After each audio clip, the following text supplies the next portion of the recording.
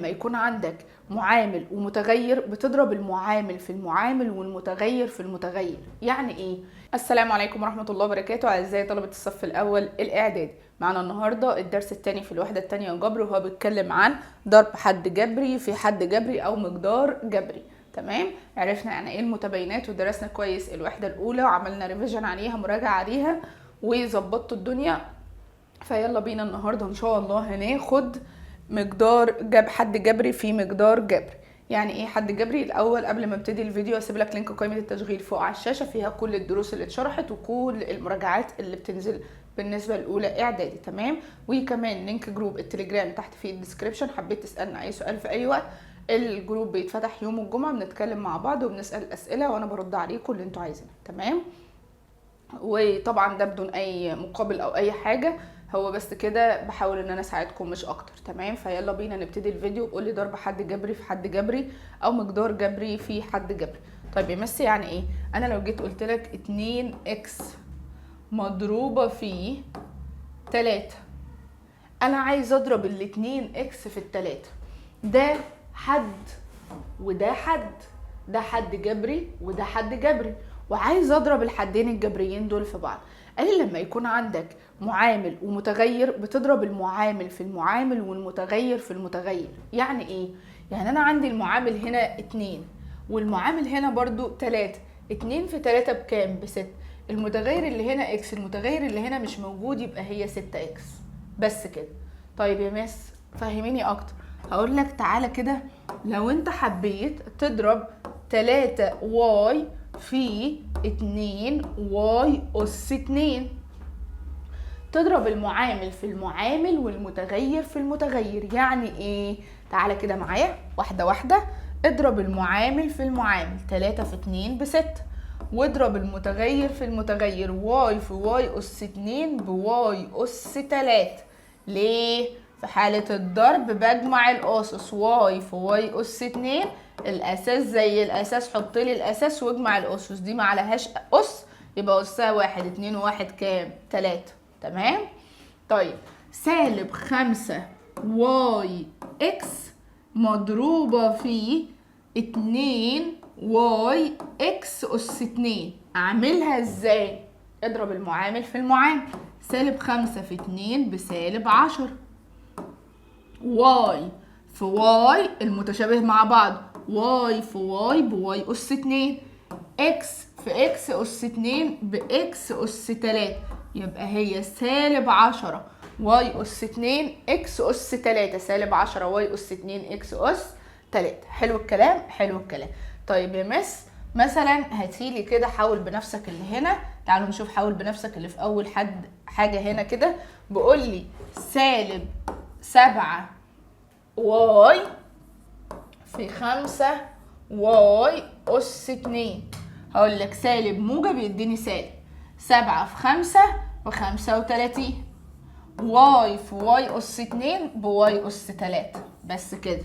اللي بعدها سالب 3 A أس 2 B مضروبة في 2 A أس 3. هتقول لي يا مس سالب موجب يديني سالب 3 في 2 ب6، A أس 2 في A أس 3، ال A اهي، ونجمع الأسس 2 زائد 3 5. B مفيش هنا B، يبقى تحط البي زي ما هي، يبقى هي سالب 6 A أس 5 B.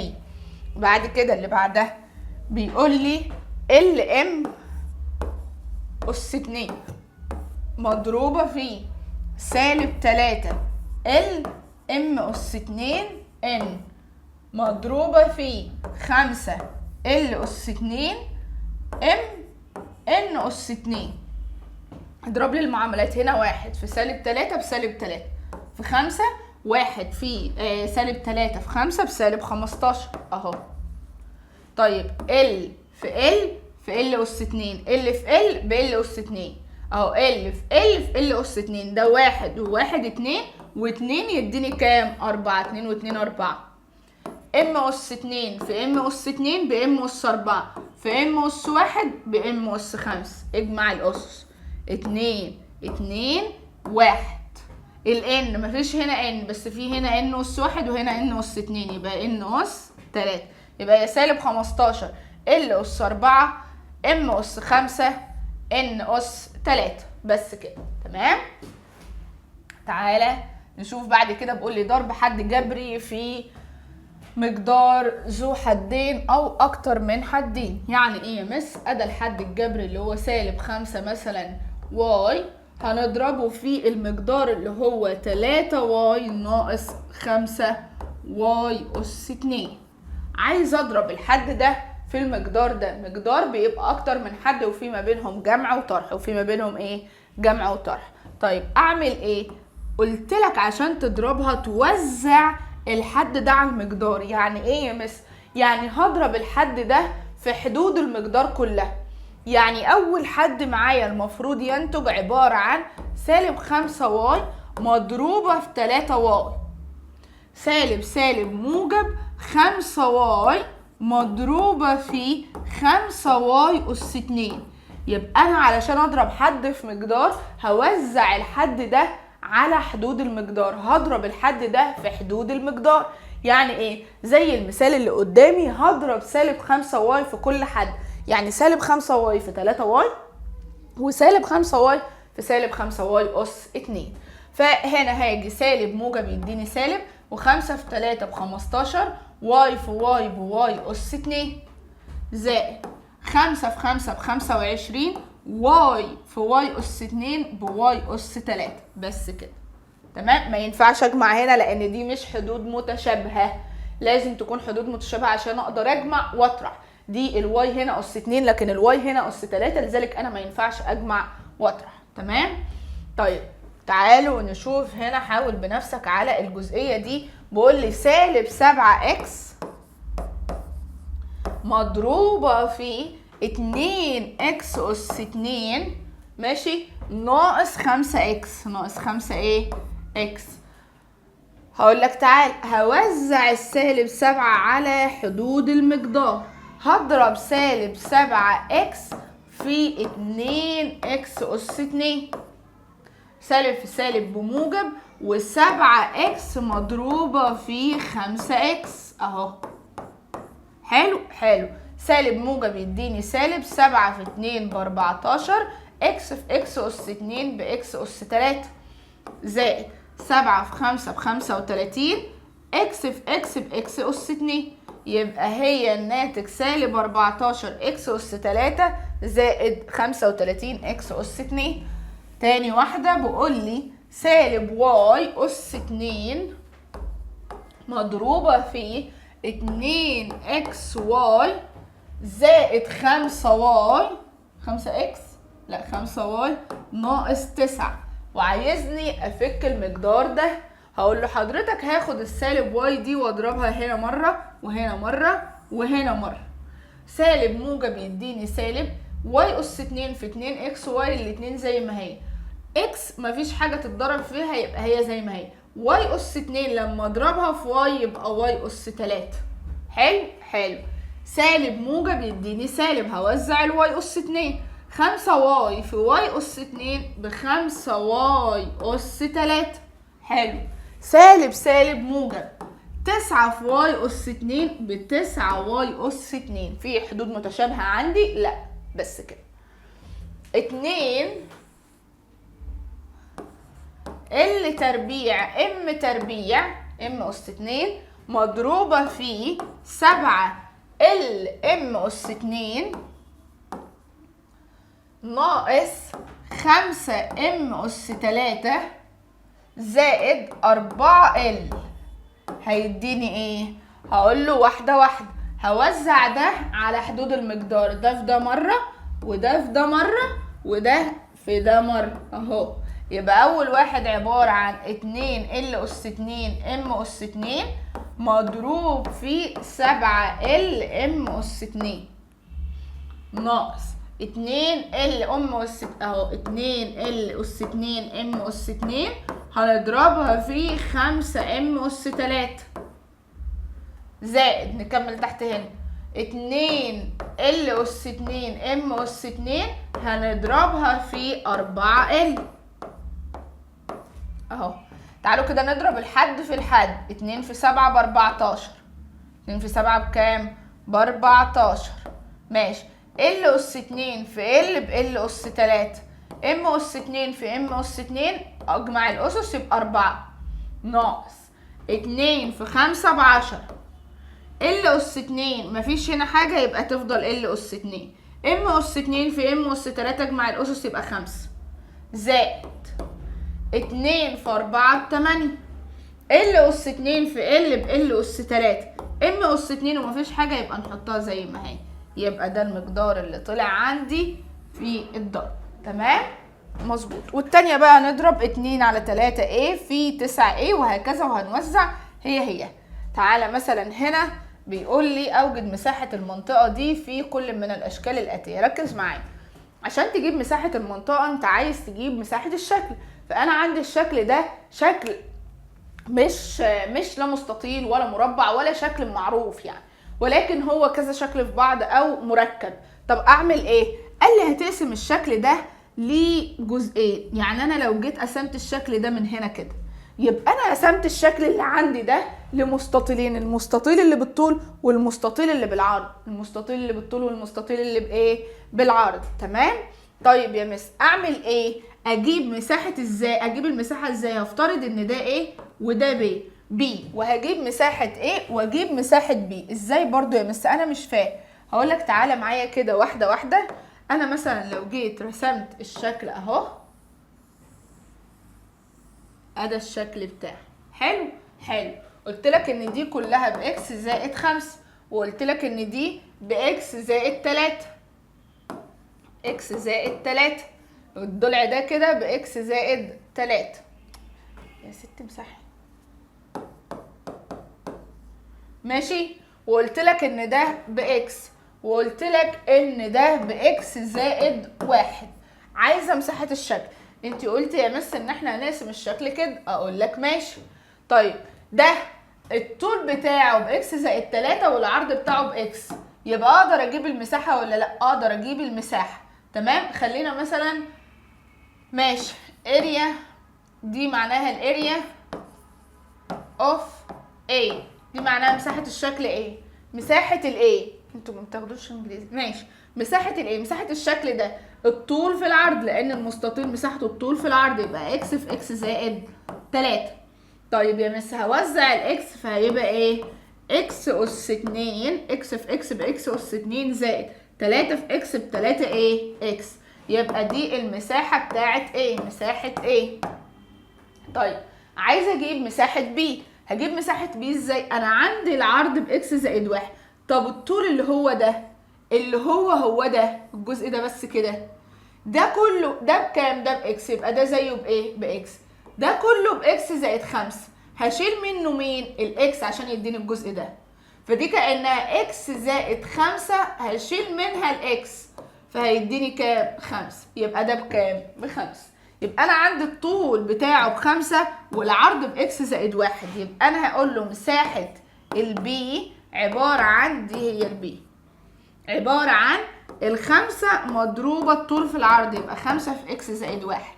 5 في اكس ب5 اكس، 5 في 1 ب5. انا عايزة اجيب مساحة الشكل كله، يبقى اجيب مساحة الشكل هتبقى عبارة عن مساحة A زائد مساحة B. مساحة A زائد مساحة A B. مساحة ال A عبارة عن x أس 2 زائد 3x، ومساحة ال B عبارة عن 5x زائد 5. طب يا مس هجمع الحدود المتشابهة ولا لا؟ اجمع الحدود المتشابهة. x أس 2 مفيش غيرها. 3x زائد 5x. خد بالك انت بتجمع ولا بتضرب؟ انت هنا بتجمع. 3 زائد 5 8، يبقى هي 8x جمع الحدود المتشابهة زائد 5 اهو. تمام. لكن لو ضرب هقول له 3 في 5 ب 15 واكس في اكس باكس اس 2. لكن الجمع ما دام حدود متشابهه حط المتغير اللي عندك واجمع المعاملات. واجمع ايه؟ المعاملات. تاني واحده بيقول لي هات لي مساحه المنطقه المظلله. انا عندي مستطيل كبير ومستطيل صغير.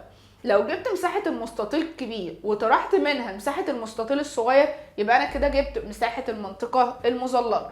تمام. فانا هفترض ان المستطيل الكبير هو A والمستطيل الصغير هو B، فهجيب مساحة A. هجيب مساحة A.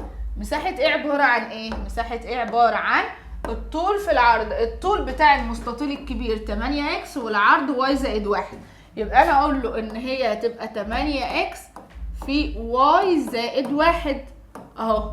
هاجي اوزع 8x في y ب 8xy لان مفيش حدود متشابهه زائد مفيش رموز او متغيرات متشابهه يعني.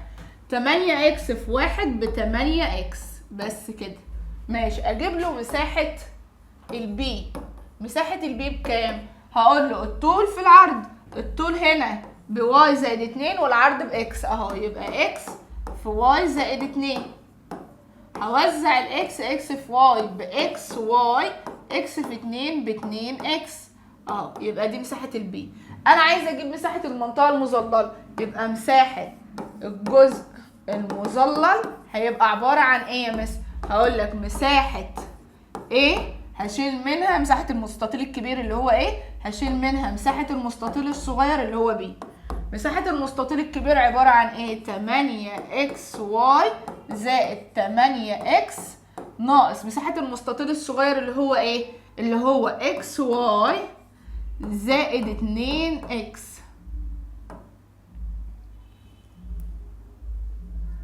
اهو. بس هحط دي في قوس عشان في قبلها ايه؟ سالب. احط دي في قوس عشان في قبلها ايه؟ سالب. تعالى بقى فك كده وجمع الحدود المتشابهه. 8xy زائد 8x، هوزع السالب، سالب في xy بسالب xy، سالب في موجب بسالب 2x.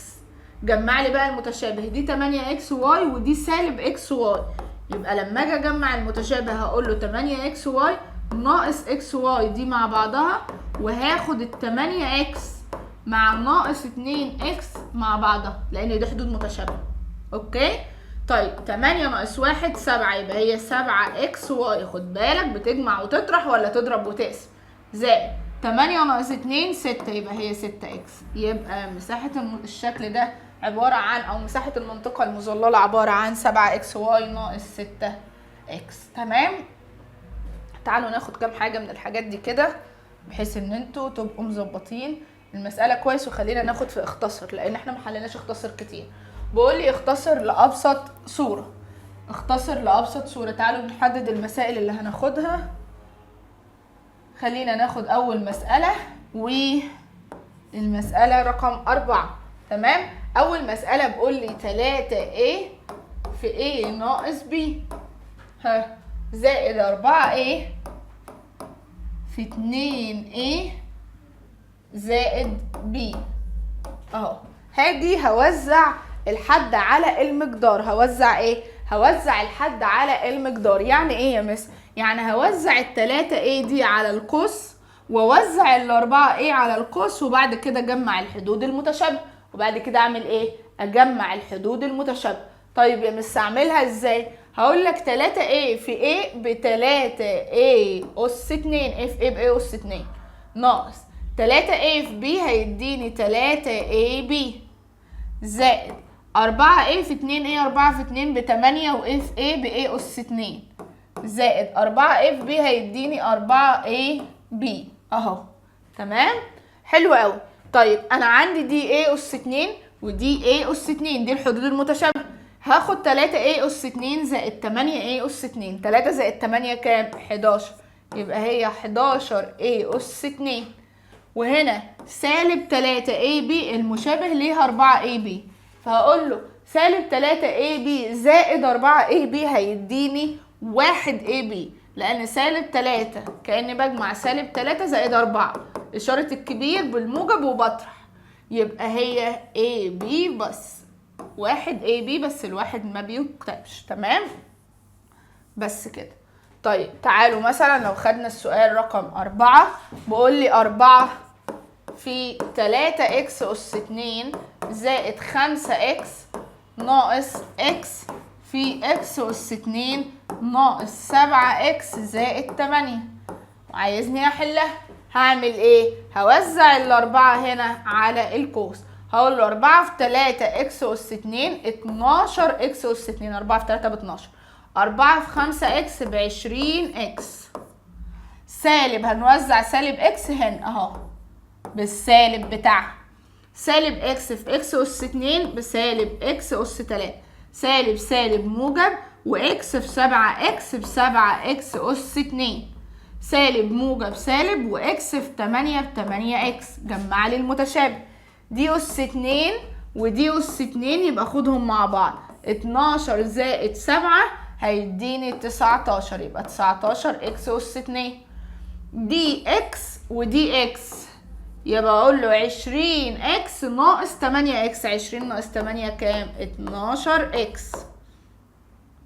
مفيش اكس أس 3 تاني، فهيديني ناقص اكس أس 3. وبكده انا بسطت المقدار. كده انا عملت ايه؟ انا بسطت المقدار. تعالوا نشوف مثلا حاجة تانية زي هنا. خلونا ناخد واحدة اختصر من دي ونعوض. بقول لي اختصر لأبسط صورة. ركز كده معايا. اكس في 2 اكس ناقص واي ناقص 2 واي في اكس ناقص واي اهو. وقال لي اختصر ثم اوجد قيمة الناتج عند الاكس ب2 والواي بسالب 1. هقول له اكس في 2 اكس هيديني 2 اكس أس 2. اكس في سالب واي بسالب اكس واي. سالب 2 واي في اكس بسالب 2 اكس واي.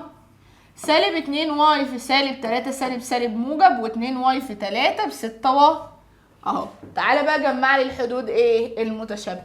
اكس أس 2 في غيرها؟ لا، يبقى 2 اكس أس 2 زي ما هي. دي اكس واي ودي اكس واي، يبقى سالب اكس واي ناقص 2 اكس واي عبارة عن ايه؟ عبارة عن كأنها سالب 1 ناقص 2. الاشارتين زي بعض، حط الاشارة واجمع، يبقى سالب 3 اكس واي اهو زائد 6 واي. بس كده انا كده اختصرت الابسط صورة. قال لي هات لي القيمة، اوجد القيمة العددية للناتج عندما الاكس ب2 والواي بسالب 1. الاكس قيمتها 2 والواي قيمتها سالب 1. هعوض عن الاكس ب2 والواي بسالب 1 اهو. يبقى 2 في 2 أس 2. هشيل كل اكس واحط مكانها 2 ناقص 3 الاكس ب2 والواي بسالب 1 زائد 6 في سالب 1. 2 أس 2 ب4. تمام. 2 في 4 بكام؟ ب8 ناقص 3 في 2 ب6. 6 في سالب 1 اهو سالب. هي سالب سالب هيديني موجب، و3 في 2 ب6. 6 في 1 بكام؟ ب6. موجب سالب هيديني سالب. 6 في 1 ب6 اهو. ال6 هتروح مع ال6 هيتبقى لي كام؟ 8. يبقى قيمتها بكام؟ ب8. تمام. هنا بيقول لي حل لي المعادلات دي في زد. ركز كده معايا. بيقول لي حل كل من المعادلات الآتية في زد. عايز مجموعة الحل.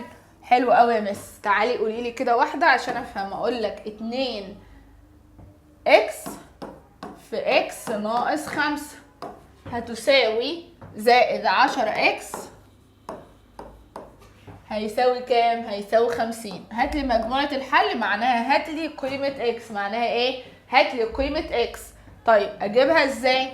هضرب 2 اكس في اكس. 2 اكس في اكس ب 2 اكس أس 2. 2 اكس أس ايه؟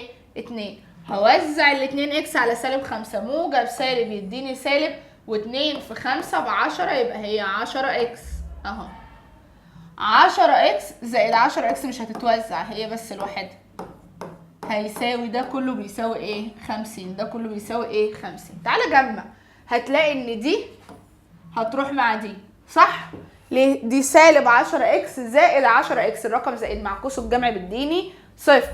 طيب وبعدين هقول له ان هيتبقى لي 2 اكس أس 2 هيساوي 50. خلاص دي هتطير مع دي. هقسم على كام؟ هقسم على الاتنين. يبقى اكس أس 2 هيساوي 50 على الاتنين فيها الخمسة وايه؟ و20. 50 على الاتنين فيها الخمسة وايه؟ و20. هاخد الجذر التربيعي للطرفين. ايه اللي ربعه يديني 25؟ لا اما 5 لا اما سالب 5. يبقى الاكس ب5 او سالب 5.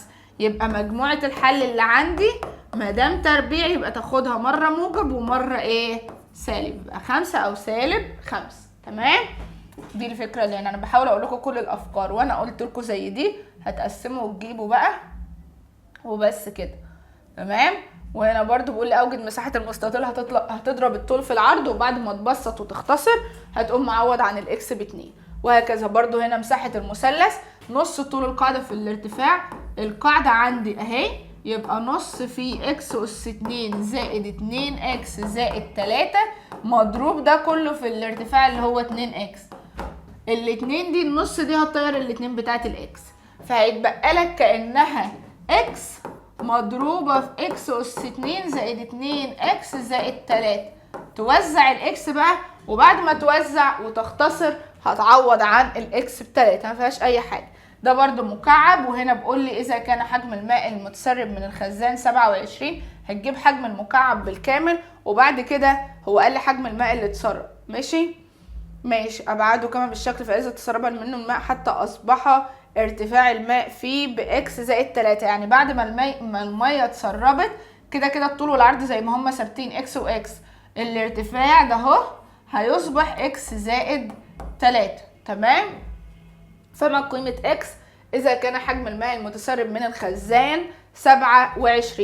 يعني الحجم الكلي للخزان ناقص الحجم بتاع الميه اللي موجود بيساوي 27. فانت هتجيب الحجم الكلي للخزان اللي هو الطول في العرض في الارتفاع. تمام. وتجيب برضو الحجم الكلي للميه اللي هو اكس في اكس في اكس زائد 3، وبعد كده تطرح الحجم الكلي ناقص الحجم بتاع الميه وتساوي بال27، هتجيب قيمه اكس. تمام. ماشي. بس كده، وبكده خلصنا الدرس بتاع النهارده ان شاء الله. لو عايزين حل التمارين اكتبوا لي في الكومنتات تحت او على جروب التليجرام ان انتوا محتاجين حل التمارين، وانا هحلها لكم، مش هتاخر عليكم. بس لو لقيت كومنتات كتيره عايزه حل التمارين غير كده مش هحلها. تمام. كده نكون خلصنا الدرس بتاع النهارده. كنت مبسوطه جدا ان انتوا كملتوا الفيديو للاخر، وان شاء الله استنونا في الفيديو الجاي. والسلام عليكم ورحمه الله وبركاته.